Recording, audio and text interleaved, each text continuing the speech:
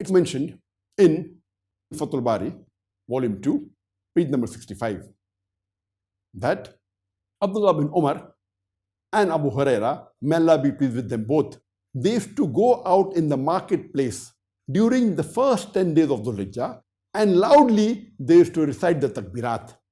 And when the others used to hear them, the Sahabas, they used to repeat on their own.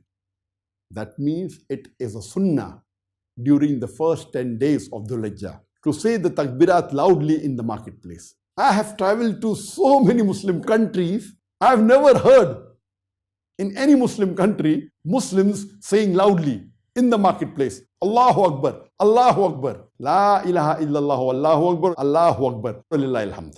I have not heard. Many Muslim countries I've gone to. Maybe in some Gulf countries, there may be people saying, but when I travel, I've not heard this in the marketplace.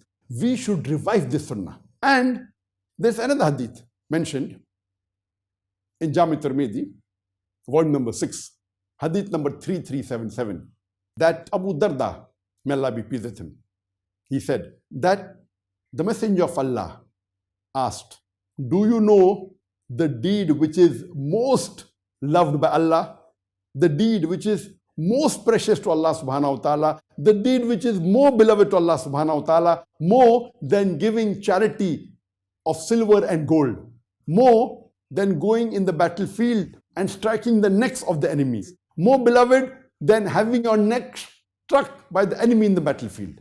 And the Sahabas asked, which is that deed? And the Prophet replied, Zikr of Allah.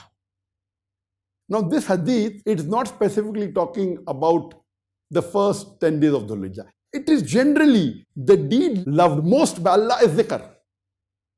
And all the other hadith I quoted earlier say that the deeds, the good deeds done during the first 10 days of Dhul Hijjah are better than deeds done on any other day. So imagine if we do the zikr of Allah during the first 10 days of Dhul Hijjah, especially go out in the marketplace and say loudly the Takbirat, Allahu Akbar, Allahu Akbar, La ilaha illallah, Allahu Akbar, Allahu Akbar, Walillahi alhamd. Imagine the sawab. It is much better than distributing gold or silver in the marketplace. Much better than being struck by the enemy in the battlefield, striking the enemy on the neck in the battlefield, or being struck by the enemy on your neck in the battlefield.